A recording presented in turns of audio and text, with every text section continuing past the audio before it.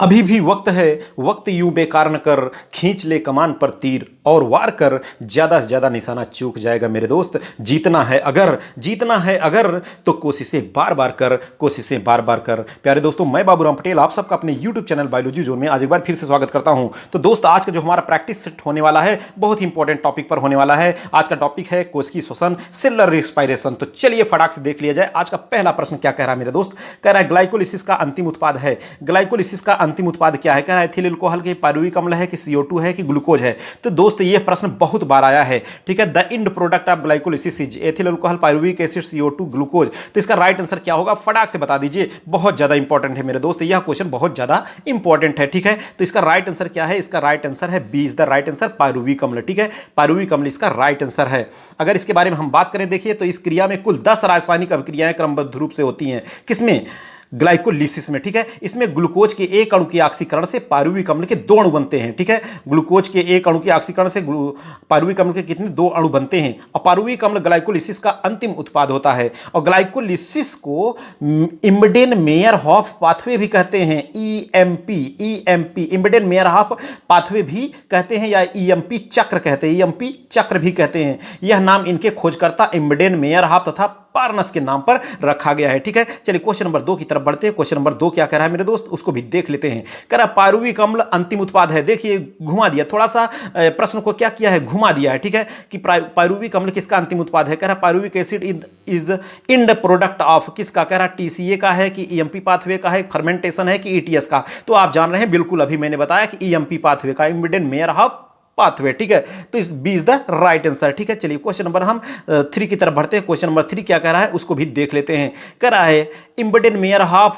पथ, इम्बडेन mayor half पथ प्रतिनिधित्व करता है, किसका प्रतिनिधित्व करता है मेरे दोस्त? ये पूछ रहा है कि इम्बडेन मेयर हॉफ पाथवे रिप्रेजेंट्स, कह रहा है ग्लूकोज का पायरुविक अम्ल में क्रमबद्ध विघटन को, अशर्करा से ग्लूकोज बनने को, एसिटाल्डिहाइड से एथाइल अल्कोहल बनने को, बीटा ऑक्सीकरण को। तो इसका राइट आंसर क्या हो जाएगा मेरे दोस्त? 3 का। देखिए इसका राइट आंसर क्या हो जाएगा? ए इज द राइट आंसर। ठीक है, A is the right answer. इसका राइट आंसर क्या है? एक ए। ठीक है, कि इम्बडेन मेयर हॉफ किसका प्रतिनिधित्व करता है? ग्लूकोज का पायरुविक अम्ल में क्रमबद्ध विघटन को। ठीक है, तो चलिए क्वेश्चन नंबर हम 4 की तरफ बढ़ते हैं। क्वेश्चन नंबर 4 क्या कर रहा है उसको भी देख लेते हैं। कह रहा है एक अणु ग्लूकोज की ग्लाइकोलिसिस में कितने अणु ऑक्सीजन की आवश्यकता होती है? एक अणु ग्लूकोज की ग्लाइकोलिसिस में कितने अणु ऑक्सीजन की आवश्यकता होती है, ऐसा कह रहा है। ठीक है, number of oxygen molecule required during glycolysis of 1 glucose molecule is. ठीक है, तो इसका राइट आंसर क्या हो जाएगा? इसमें 0 होता है। कितना होता है? 0, 0 होता है। ठीक है, कुछ भी नहीं होता है। चलिए अगला क्वेश्चन क्या कर रहा है? 5 नंबर का क्वेश्चन, उसको भी देख लेते हैं। देखिए दोस्त, हम आपको बता दें फटाफट, ये चल रहा है सीरीज। ठीक है, इसमें ज्यादा टाइम न वेस्ट करते हुए आपको रिवीजन करना है और आपको देखना है फटाफट पूरी चैप्टर को, तो देखते जाइए। ठीक है, अब देखिए अगर मैं पूरा डिस्क्रिप्शन करने लगता हूं तो बहुत ज्यादा टाइम हो जाता है। ठीक है, तो आप लोग थोड़ा सा रिवीजन भी किए रहिए और इसमें अपना देखते भी रहिए। ठीक है, चलिए क्वेश्चन नंबर 6 क्या कह रहा है देख लीजिए। कह रहा है ग्लाइकोलिसिस का दूसरा नाम है। ग्लाइकोलिसिस का दूसरा नाम क्या है? कह रहा है कार्बन चक्र है कि TCA चक्र है कि EMP चक्र है कि HMS पाथवे है? तो इसका राइट आंसर क्या हो जाएगा मेरे दोस्त? 6 नंबर का राइट आंसर है क्या? आप जान रहे हैं कि EMP पाथवे। देखिए यही क्वेश्चन बार बार कितनी बार घुमा रहा है। ग्लाइकोलिसिस का दूसरा नाम पूछ लिया, EMP पाथवे भी कहते हैं। ठीक है, किसको? ग्लाइकोलिसिस का दूसरा नाम है EMP पाथवे। चलिए क्वेश्चन नंबर 7 की तरफ बढ़ते हैं। क्वेश्चन नंबर 7 क्या कह रहा है उसको भी देख लेते हैं।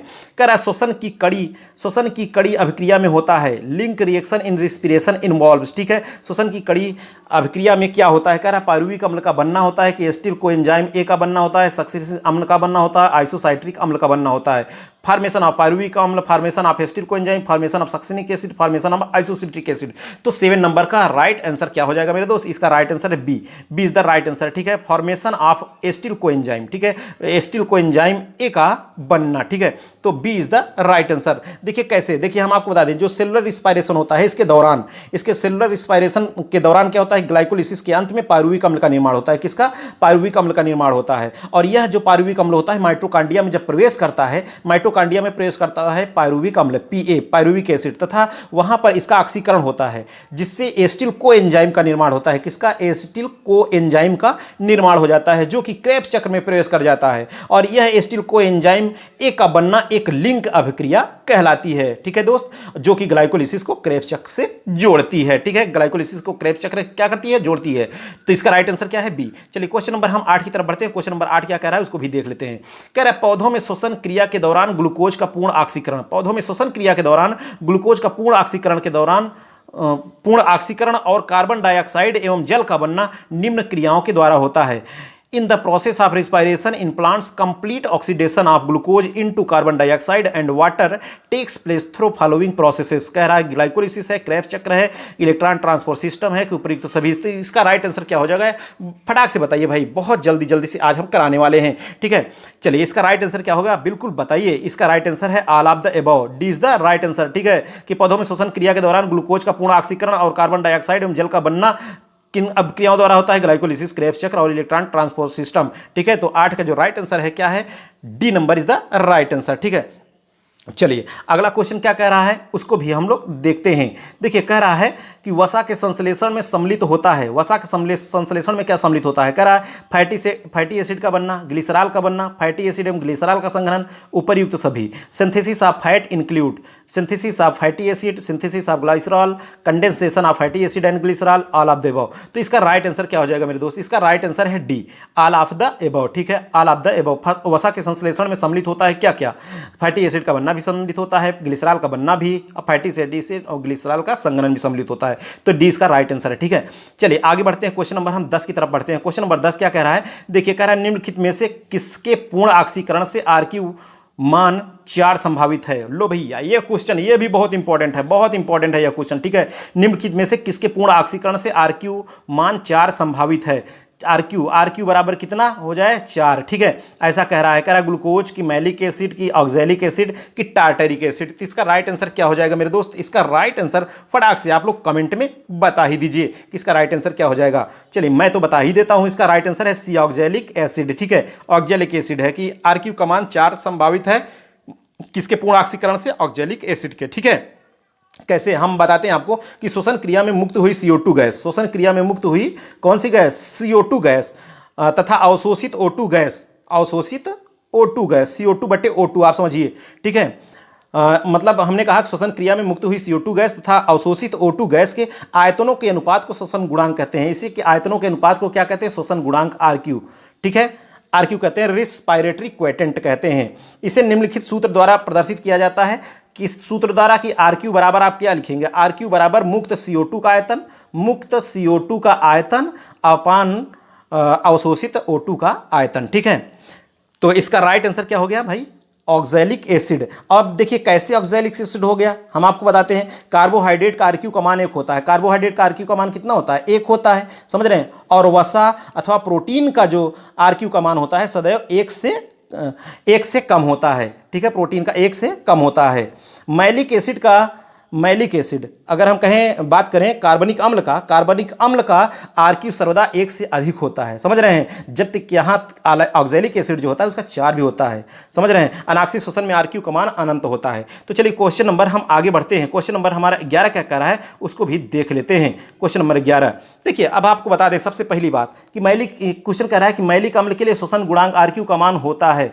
मैलिक अम्ल के लिए पूछ रहा है, अभी यही तो हुआ था, अभी ये क्वेश्चन तो हुआ। मैलिक अम्ल के लिए श्वसन गुणांक RQ का मान कितना होता है, मैलिक अम्ल के लिए कह रहा है 1 होता है कि 1 से ज्यादा होता है कि 1 से कम कि 0। तो बता दीजिए इसका राइट आंसर क्या हो जाएगा भाई। 11 नंबर का क्वेश्चन जो कह रहा है इसका राइट आंसर क्या हो जाएगा, बिल्कुल 1 से ज्यादा होगा। अभी तो जा रहा था ना 4 तक जा रहा था ऑक्जेलिक अम्ल का, मैलिक अम्ल का, तो 1 से ज्यादा होता है, ठीक है, 1 से ज्यादा होता है। दोस्तों पढ़ाई के दौरान अपने हौसलों को आप लोग कमजोर न करिएगा, ठीक है, क्योंकि आप लोगों के पढ़ाई के साथ साथ मेरी भी दुआ है आपके साथ में, ठीक है।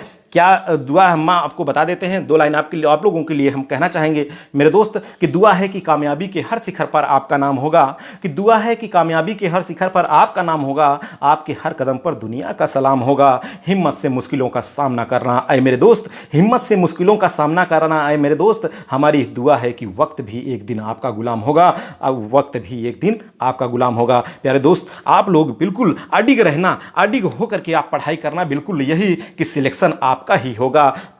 क्यों नहीं होगा सिलेक्शन? जरूर होगा। ठीक है, तो चलिए क्या अभी इसका राइट आंसर हमने बताया मैलिक अम्ल के लिए श्वसन गुणांक आरक्यू का मान कितना होता है? 1 से ज़्यादा, 20 द राइट आंसर। ठीक है, चलिए क्वेश्चन नंबर 12 की तरफ बढ़ते हैं। क्वेश्चन नंबर 12 क्या कर रहा है? कह रहा किसका श्वसन गुणांक 1 से कम नहीं होता? किसका श्वसन गुणांक 1 से कम नहीं होता? कह रहा वसा प्रोटीन। देखो वसा प्रोटीन का तो 1 से कम होता है, समान आहार का भी 1 से कम होता है, तो कम किसका नहीं होता? कार्बोहाइड्रेट का। कार्बोहाइड्रेट का कितना होता है? 1 होता है। श्वसन गुणांक कार्बोहाइड्रेट का कितना होता है? 1 होता है। आरक्यू बराबर 1 होता है किसका? कार्बोहाइड्रेट का। तो ए इज द राइट आंसर। ठीक है, चलिए क्वेश्चन नंबर हम 13 की बात करते हैं। क्वेश्चन नंबर 13 क्या कह रहा है? कह रहा है कार्बोहाइड्रेट का आरक्यू होगा। थोड़ा सा आप लोग वीडियो को भाई आप लोग थोड़ा सा शेयर भी करते रहिए। आप लोगों का सपोर्ट ही मेरे लिए सब कुछ है, समझ रहे हैं कि अगर आप लोगों का सपोर्ट मिलेगा तो मैं भी इसी तरीके से बिल्कुल अडिग रहूंगा। ये मान के चलिए आप जो लोग बिल्कुल लाइक नहीं कर रहे हैं, बिल्कुल एक लाइक तो बिल्कुल ठोंक ही दीजिए, समझ रहे हैं, बिल्कुल लाइक कर ही दीजिए आप लोग। उससे केवल मुझे क्या मिलती है मेरे दोस्त? मुझे केवल ऊर्जा मिलती है और वही ऊर्जा मैं आपको ट्रांसफर करता हूं, समझ रहे हैं। चलिए वही बिल्कुल सिंघा चलती है जो। देखिए अब कह रहा है 13 नंबर में कार्बोहाइड्रेट का आरक्यू होगा। कार्बोहाइड्रेट का आरक्यू कितना होता है? अभी मैंने बताया कार्बोहाइड्रेट का आरक्यू कितना होता है? आरक्यू बराबर कार्बोहाइड्रेट का कितना होता है? 1 होता है। ठीक है, ये हमेशा याद रखिएगा। तो इसका राइट आंसर क्या हो जाएगा? 1। ठीक है, RQ of carbohydrate will be 1। ठीक है, तो इसका राइट आंसर क्या हो गया? ए इज द राइट आंसर। चलिए क्वेश्चन नंबर हम 14 की बात करते हैं। क्या कह रहा है? 14 नंबर कह रहा है कि आरक्यू दर्शाता है। आरक्यू क्या दर्शाता है? कह रहा है ताप का प्रभाव दर्शाता है, श्वसनीय पदार्थ की प्रकृति दर्शाता है, कि विसर्जित पानी की मात्रा दर्शाता है, बनने वाले अल्कोहल का प्रकार। RQ stand for effect of temperature, nature of respiratory substrate, amount of water released, type of alcohol formed. तो इसका राइट आंसर क्या हो जाएगा? इसका राइट आंसर है नेचर ऑफ रिस्पायरेटरी सब्सटेट। ठीक है, क्योंकि तभी हम जानते हैं कि कार्बोहाइड्रेट की कार्बनिक पदार्थ है, कि वसा है, कि प्रोटीन है, समझ रहे हैं। तो नेचर ऑफ रिस्पायरेटरी सब्सटेट। ठीक है, B is the right answer, श्वसनीय पदार्थ की प्रकृति। चलिए क्वेश्चन नंबर हम 15 की तरफ बढ़ते हैं। क्वेश्चन नंबर 15 क्या कह रहा है? कह रहा है श्वसन गुणांक प्रदर्शित किया जाता है। श्वसन गुणांक किसके द्वारा प्रदर्शित किया जाता है? अभी हमने यहां पर आपको बताया था। कह रहा है श्वसन गुणांक C अपान N। भाई एन उनका नाम ही कहां से आ गया? CN ये सब तो होगा ही नहीं। O2 CO2 में हमेशा होगा, समझ रहे हैं। और मैंने बताया था आपको श्वसन गुणांक आरक्यू बराबर क्या? आपको बताया था मुक्त CO2 का आयतन, मुक्त CO2 का आयतन अपान अवशोषित O2 का आयतन। तो CO2 अपान O2 है ना, ये C नंबर में CO2 अपान O2। ठीक है, तो C is the right answer. 15 का क्या हो गया? C is the right answer. चलिए अगला क्वेश्चन क्या कर रहा है उसको भी देख लेते हैं। भाई कह रहा है ओपेंसिया ओपेंटिया पढ़िए या ओपेंसिया। ओपेंसिया यानी नागफनी का रात के समय आरक्यू होगा। देखिए अब यहां तक घुस के पूछ लिया, इसके अंदर वह घुस गया कि ओपेंसिया नागफनी का रात के समय आरक्यू होता है। इसका मतलब ये कुछ विशेष है नागफनी, समझ रहे हैं। रात के समय पूछ रहा है, मतलब रात में कुछ जरूर करता है, खुराफात करता है, बहुत दुष्ट टाइप का हमें लगता है, रात में कुछ गुचमुचियाता है। तो पेंटिया नागफनी का रात के समय आरक्यू पूछ रहा है कितना होता है? क्या 0 होता है, कि 2 होता है, कि 1 होता है, कि 1 से अधिक होता है? तो इसका राइट आंसर क्या हो जाएगा? इसका राइट भैया 0, कुछ नहीं होता है, समझ रहे हैं। इसका आरक्यू कितना होता है? 0। बाउंडर भौकाल इतना बना दिया, इसका आरक्यू रात के समय में कितना होता है? 0 होता है। ऐसे समझिए आप, समझ रहे हैं। चलिए अगला क्वेश्चन क्या कर रहा है? अगले प्रश्न की तरफ बढ़ते हैं। क्वेश्चन नंबर 17 की तरफ कह रहा है कि यदि आरक्यू का मान 0.7 है, मतलब 1 से कम है, पक्का वसा प्रोटीन, आप याद रखिएगा। कह रहा है यदि आरक्यू का मान 0.7 है तो श्वसन आधारी पदार्थ क्या होगा? श्वसन आधारी पदार्थ तब क्या होगा बताइए, फटाक से बताइए। अगर 1 से कम है तो क्या होगा? वसा या प्रोटीन होगा। तो यहाँ कह रहा है कार्बोहाइड्रेट, वसा, कार्बनिक अम्ल, इनमें से कोई नहीं। कार्बोहाइड्रेट, वसा, वसा वसा वसा, यही इसका राइट आंसर है। B is the right answer. ठीक है, B is the right answer. ठीक है, चलिए क्वेश्चन नंबर 18 की तरफ बढ़ते हैं। क्वेश्चन नंबर 18 क्या कर रहा है उसको भी देख लेते हैं। फटाफट देखते रहिए आप लोग भाई, और अपना देखते भी रहिए कि आपकी तैयारी कितनी हुई है। कह रहा है C39H74O6 का श्वसन गुणांक है। अभी का है बाउंडर कहाँ पर का है? CHO है तो हम जान जाते हैं कि कोई जो है कार्बनिक पदार्थ है, CHO अगर है तो। ठीक है, CHO यानी ये क्या है? अब यहाँ कह रहा है रिस्पायरेटरी क्वाड्रेंट ऑफ C39H74O6। ठीक है, तो इसका कह रहा है कि इसका श्वसन गुणांक कितना होगा? इसका श्वसन गुणांक क्या होगा? ये देखिए फैटी अम्ल का सूत्र है, फैटी एसिड का सूत्र है। किसका सूत्र है? फैटी एसिड का है, समझ रहे हैं। ये फैटी एसिड है।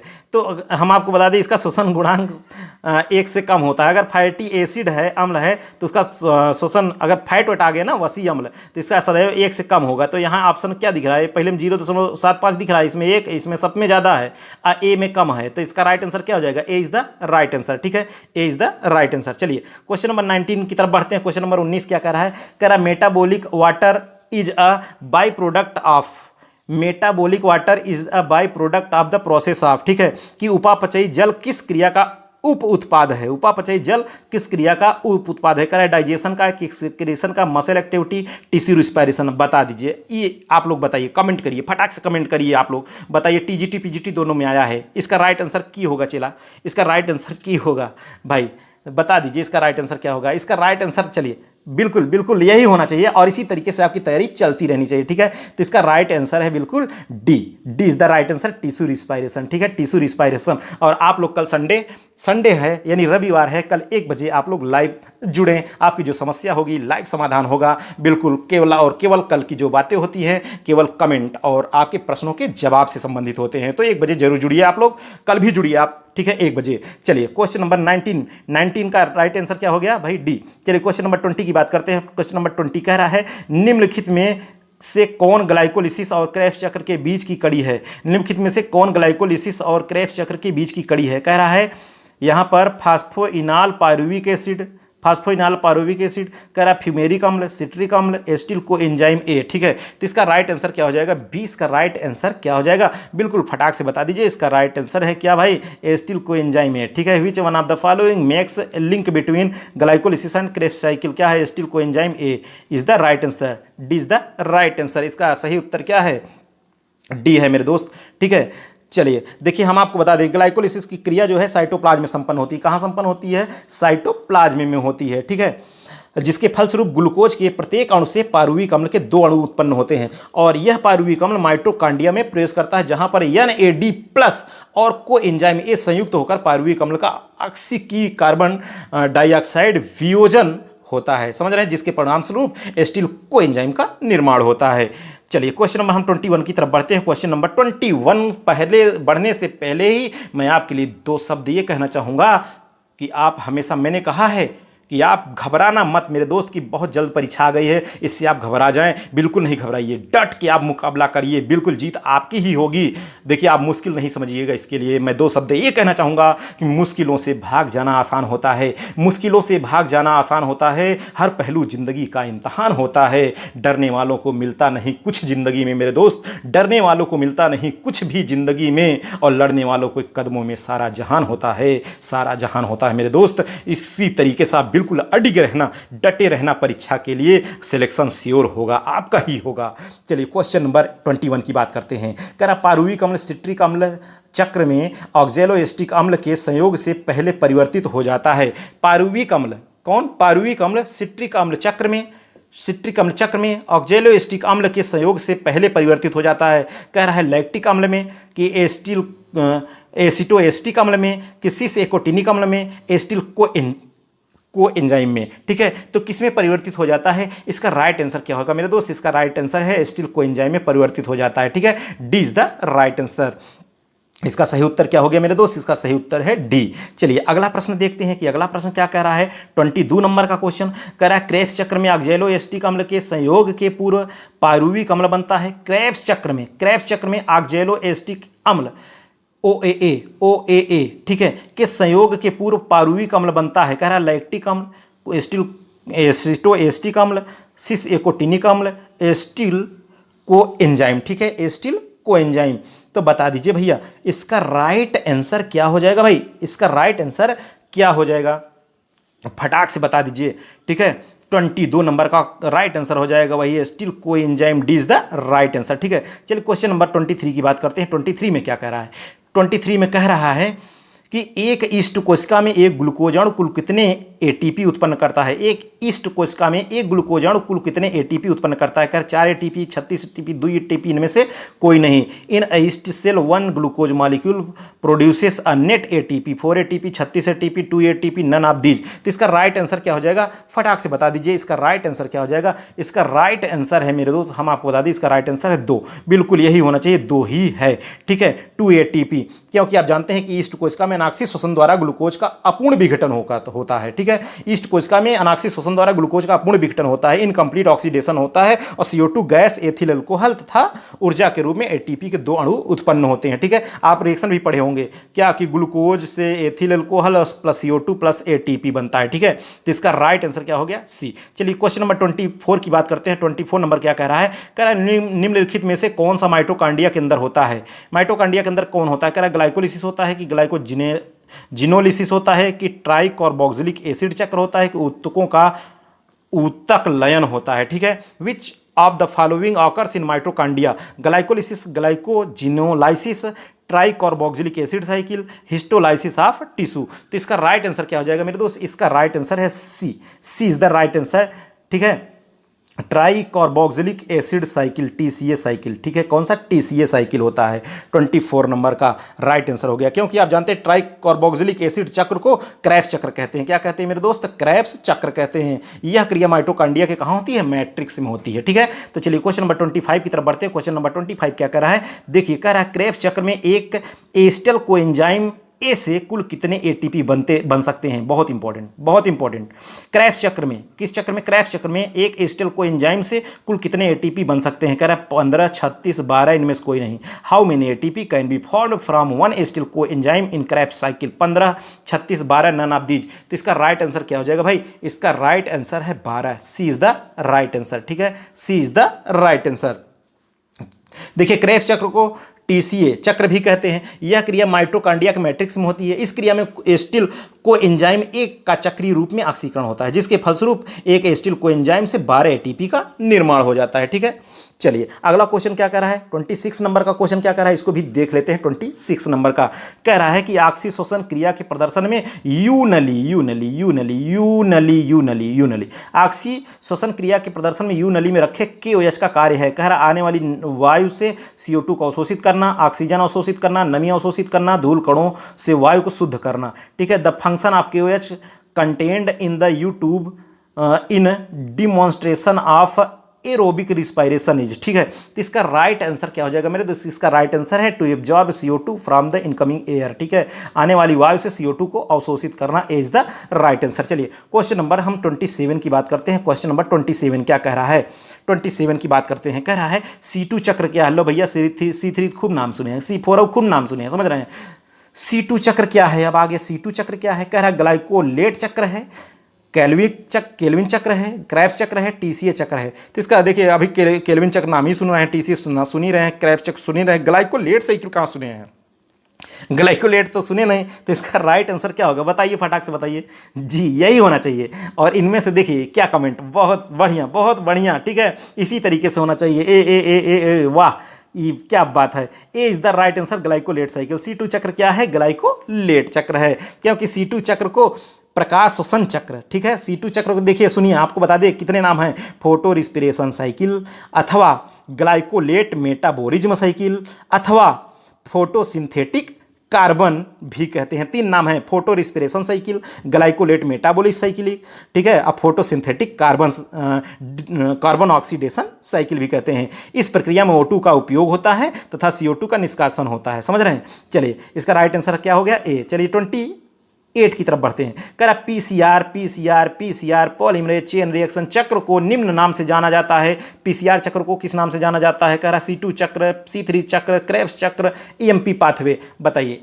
28 नंबर का बताइए, इसका राइट आंसर क्या हो जाएगा भाई? 28 का इसका राइट आंसर भाई हम बता दें PCR चक्र किसे कहते हैं बताइए। जी यही होना चाहिए, यही होना चाहिए। सुपर डुपर तैयारी आप लोगों की है बिल्कुल। बी राइट आंसर है C3 साइकिल, ठीक है, B is the right answer. C3 PCR चक्र को क्या कहते हैं? C3 चक्र कहते हैं। मैंने बताया कल आप लोग हमसे जो है बिल्कुल कल भी आप लोग जुड़ सकते हैं। कल 1 बजे केवल आप लोगों से हम बात ही करेंगे, आप लोगों के कमेंट ही पढ़ेंगे। कई लोगों की शिकायत होती है सर आप लेक्चर बताते समय, आप ये कराते समय आप प्रैक्टिस सेट नाम नहीं लेते हैं। तो कल हम केवल एक दिन रखते ही हैं, संडे को 1 बजे आप लोगों को केवल नाम ही पढ़ते हैं, आपके कमेंट का जवाब देते हैं प्रत्येक लोगों का, समझ रहे हैं। तो आप कल बिल्कुल जुड़िए 1 बजे। चलिए क्वेश्चन नंबर 29 की तरफ बढ़ते हैं। और जो लोग वीडियो पे हैं लाइक नहीं किए, लाइक भी कर दो यार, थोड़ा सा वीडियो को शेयर करिए, थोड़ा संख्या बढ़ाइए। और संख्या अगर बढ़ाए आप लोग तो देखिए क्या होता है, बिल्कुल नए नए अपडेट आपको देखने को मिलेंगे। चलिए कह रहा है ईस्ट द्वारा ग्लूकोज का किण्वन से उत्पन्न उत्पाद है। ईस्ट द्वारा ग्लूकोज का किण्वन से उत्पन्न उत्पाद क्या है? कह रहा है एथेनॉल प्लस CO2, एथेनॉल और जल, मेथेनॉल CO2, जल और CO2।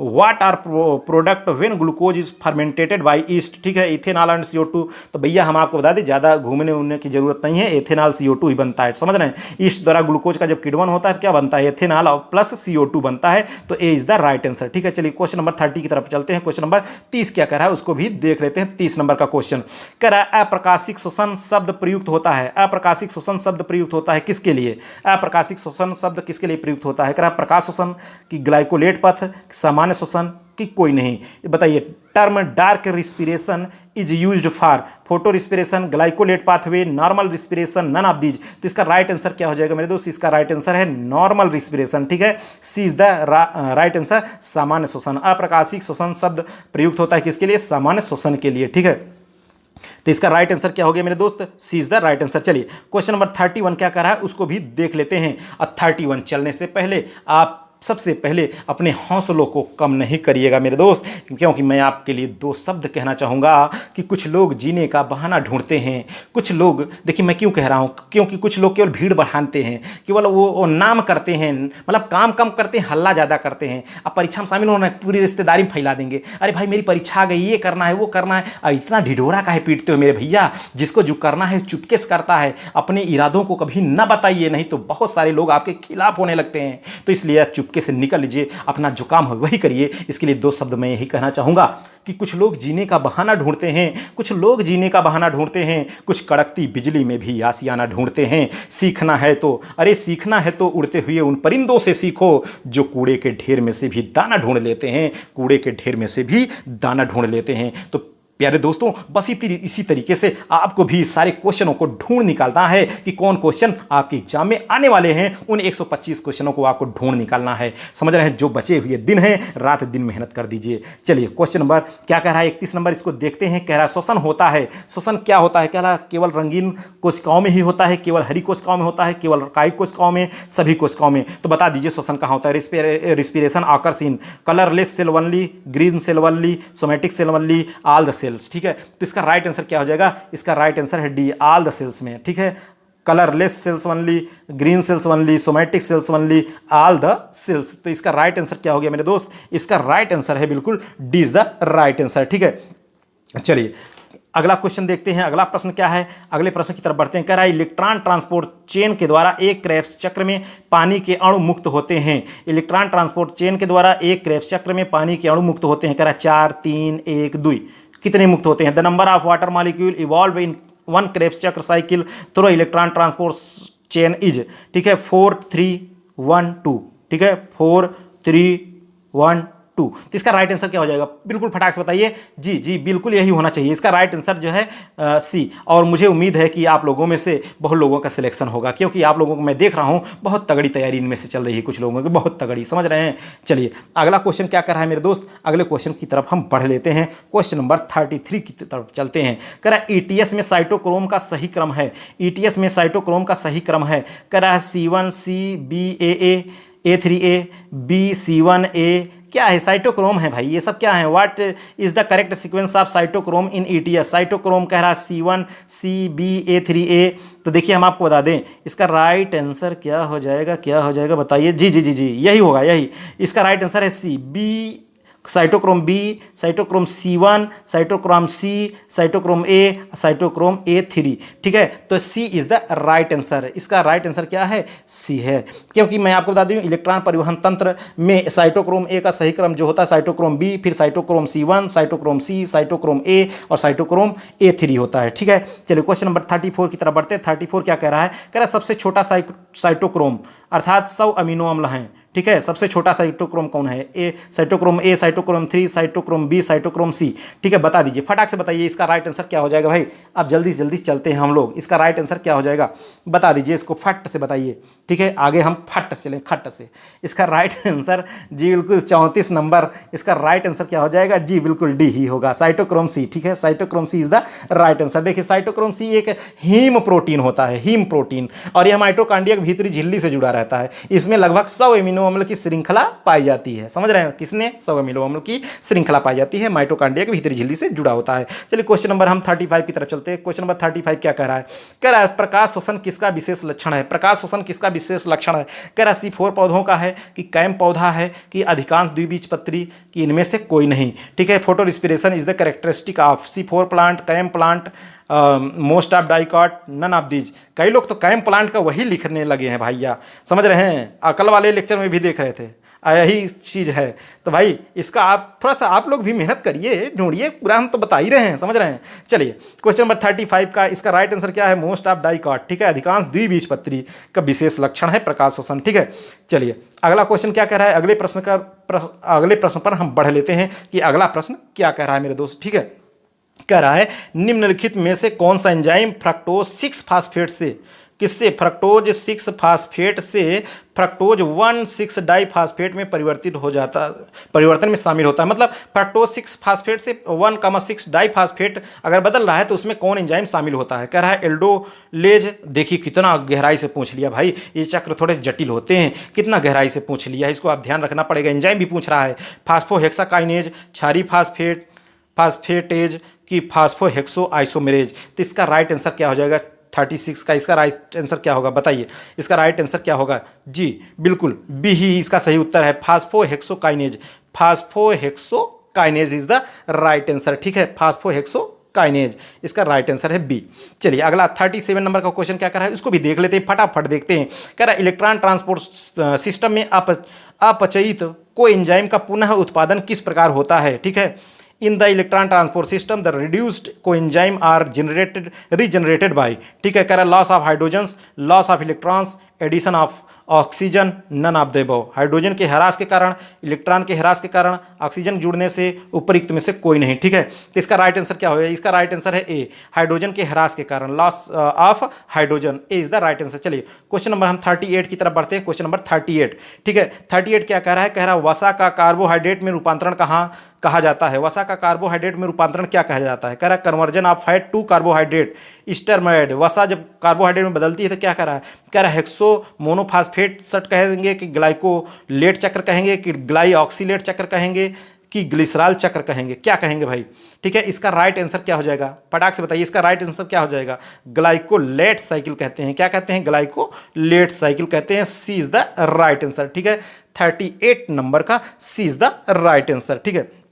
चलिए अगला क्वेश्चन नंबर देखते हैं, 39 नंबर को देखते हैं। 39 देखिए, हम आपको बता दें अपने हौसलों को आप बरकरार रखना मेरे दोस्त, कभी जो है निराश नहीं होने, जो दुनिया में आप कभी निराश नहीं होना, ठीक है, क्योंकि किसी ने सच ही कहा है कि हालात वो ना रखें जो हौसलों को बदल दे, हालात वो ना रखें जो हौसलों को बदल दे, बल्कि हौसला वो रखें जो हालातों को बदल दें। समझ रहे हैं मेरे दोस्त? तो उम्मीद तो यही रहेगी आपसे मुझे कि बस इसी तरीके से आप लोग बिल्कुल जुटे रहिएगा। चलिए क्वेश्चन नंबर हम 39 क्या कह रहा है? एक कोशिका में वसीय अम्ल के ऑक्सीकरण की मुख्य विधि है। एक कोशिका में वसीय अम्ल के ऑक्सीकरण की मुख्य विधि है। कह रहा है केवल चक्र में कि पीपीपी में कि बीटा ऑक्सीकरण कि ईएमपी, ठीक है। एक कोशिका में वसीय अम्ल के ऑक्सीकरण की मुख्य विधि क्या है भाई? बीटा ऑक्सीकरण है कि केल्विन चक्र है कि पीपीपी है कि ईएमपी है? Main method of fatty acid oxidation in a cell is, इसका राइट आंसर है beta oxidation. C is the right answer, ठीक है, बीटा ऑक्सीडेशन। चलिए क्वेश्चन नंबर 40 की तरफ बढ़ते हैं। क्वेश्चन नंबर 40 क्या कह रहा है? हाँ, मुश्किलों से भाग जाना आसान होता है, हर पहलू जिंदगी का इम्तहान होता है, डरने वालों को मिलता नहीं कुछ जिंदगी में मेरे दोस्त, लड़ने वाले के कदमों में जान होता है। बिल्कुल लड़ते हुए आप यहीं तक पढ़िए, यहीं तक पहुँचिए, यहाँ तक इंड तक पहुँचिए, आप समझ रहे हैं, और बिल्कुल आप उसी लक्ष्य को प्राप्त करें जो आपका लक्ष्य बना हुआ है पहले से ही। तो देख लीजिए आज का 40 नंबर का क्वेश्चन कह रहा है ग्लाइकोलिसिस। ग्लाइकोलिसिस मतलब ग्लूकोज से 2-पारुविक अम्ल बनना है, ग्लूकोज से 2-पारुविक अम्ल बनना की प्रक्रिया में एटीपी का शुद्ध लाभ होता है। कितना लाभ होता है? 6, 4, 3, 2। कितना लाभ होता है? The net gain of ATP in the process of glycolysis. समझ रहे हैं कितना होता है भाई? 6, 4, 3, 2। तो बता दीजिए इसका राइट आंसर क्या होगा? इसका राइट, जी बिल्कुल यही होगा भाई, इसका राइट आंसर है D. D is the right answer. इसका उत्तर है 2, ठीक है। क्या है? 2। एटीपी का शुद्ध लाभ कितना होता है ग्लाइकोलिसिस की प्रक्रिया में?